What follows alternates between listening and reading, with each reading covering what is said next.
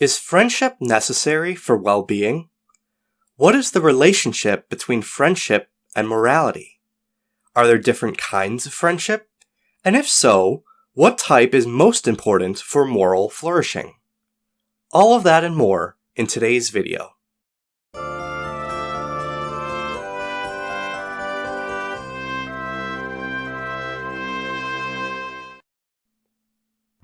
What role does friendship play in human flourishing? The ancient philosopher Aristotle writes in his Nicomacheaen Ethics that friendship is one of the greatest goods man can seek. Since man is by nature a social animal, humans are creatures made for relationship. Connection with others is part of what makes life meaningful. While it may seem obvious that friendship is important for emotional fulfillment, loneliness is a deep pain most, if not all of us, will experience. You're probably not alone if you were wondering why I chose to include this topic in a series on virtue, or for that matter, why Aristotle chose to address this topic in his book on ethics. Isn't it possible to pursue the good simply by knowing what it is and willing yourself to pursue it? Why do other people need to play a role in that equation? Back in my Living the Good Life video, I mentioned that Plato argued in his book The Republic that humans cannot flourish outside of the social units to which they belong, because, as social and political animals, the good of the individual is inherently wrapped up in the good of the many. Whether we intend it or not, the relationships we have with others impact the way we view the world and choose to behave. Friendships can be a net force for good in our development, but if we are not careful, they can also be a net force for bad. How can one determine if a friendship is morally helpful? One important factor to examine is love. While it might seem bizarre to examine love since friendship is by nature built upon some degree of mutual affinity, ancient Greeks like Aristotle acknowledged that there are various kinds of love, such that not all love is equal. Specifically, the ancient Greeks distinguished between 4 types of love. Philia, the most obviously relevant of the 4, is the brotherly love shared between friends, characterized by mutual affinity and goodwill. Storge, closely related, is the love shared between familiars or family members, typically characterized by a kind of instinctual, unconditional care for one's well-being. Eros is the love of attraction shared by romantic partners. And agape is a sacrificial love characterized by the desire to bring about the good of the other. While it might seem at face value like a given relationship will only feature a single form of love, most relationships feature multiple types of love simultaneously, with some being more important than others for the relationship's stability. For friendships aimed at moral flourishing, philia will necessarily have to be supplemented by agape, the sacrificial love that seeks the good of the other. How can one tell if a friendship features agape? Aristotle distinguishes between 3 types of friendship: friendships of utility, friendships of pleasure, and friendships of virtue. Friendships of utility are built around a mutual benefit or common goal. 2 people might become friends of this sort if they are co-workers or teammates, for example. Friendships of pleasure are established between people who enjoy each other's company. This category may feature people who enjoy things like fishing or playing video games together. Friendships of virtue, lastly, are relationships in which the people involved actively seek to bring out the best in each other. While all of these friendships feature some kind of interpersonal affinity, only the friendship of virtue is built upon the foundation of agape.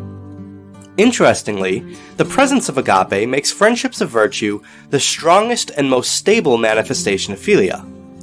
While friendships of utility end when circumstances change, and while friendships of pleasure end when passions change or company becomes less pleasurable, friendships of virtue persist through hardship because friends of these sorts sacrifice for each other's well-being.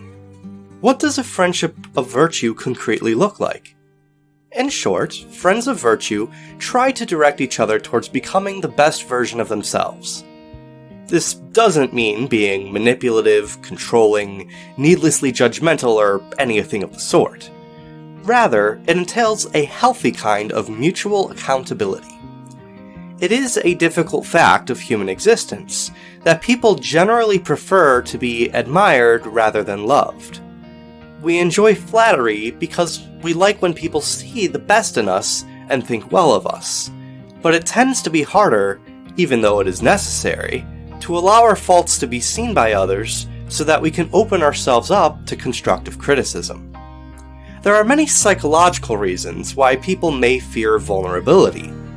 As mentioned in my previous video on mental health, it is often beneficial in the moral life to address underlying psychological struggles, including by seeking out the help of a qualified mental health professional if necessary. But willingness to let others know us for who we truly are is an essential key to developing a friendship of virtue.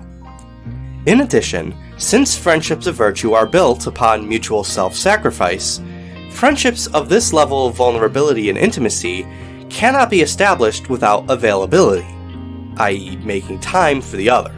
Time is a valuable resource often taken for granted, such that we often neglect what is most important in the busyness of everyday life.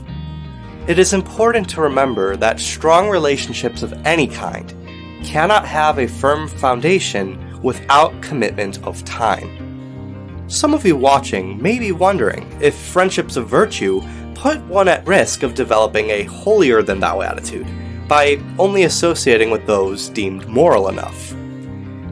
An important point to emphasize is that being virtuous does not mean shutting out everyone who disagrees with you, or who struggles with some kind of vice. Far from it, since we all have our own flaws. In fact, this is a topic I will expand on in greater depth in my series Civility Matters. Rather, it simply means being judicious about who you trust to get close to and let shape who you are. While vulnerability is important, it is also important to acknowledge that we ought not to always be vulnerable with everyone. If anyone watching this is thinking to his or herself that friendships of virtue seem difficult to establish and maintain, you wouldn't be wrong. Friendships of virtue are quite rare because they require substantial effort and can't be established with just anyone. That said, while it is difficult to establish such relationships, it is still very much possible. It is outside the scope of this video to delve into the ins and outs of developing social skills and leaving your comfort zone. There are many videos on YouTube that address that topic far better than I could here. However, one last point I'd like to emphasize is that even when it feels like you're isolated, there will always be people out there who share your values and are looking for a friend just like you. Do you think friendships of virtue are necessary for happiness? What do you think is key for establishing friendships of virtue? Do you think other kinds of friendship are important? I'd love to hear your thoughts in the comments below. If you like this video, don't forget to subscribe and hit that bell so you can be notified when new videos are released. Also be sure to like this video so that YouTube recommends it to others. If you'd like to support this channel for as little as $1 a month, you can also become a supporter on Patreon. Links in the description of this video. I wish you all the best on your journey towards the good life. May your life be filled with memories of great company, and may each of you come to enjoy the love that you were made for. Peace be with you. This has been The Philosopher.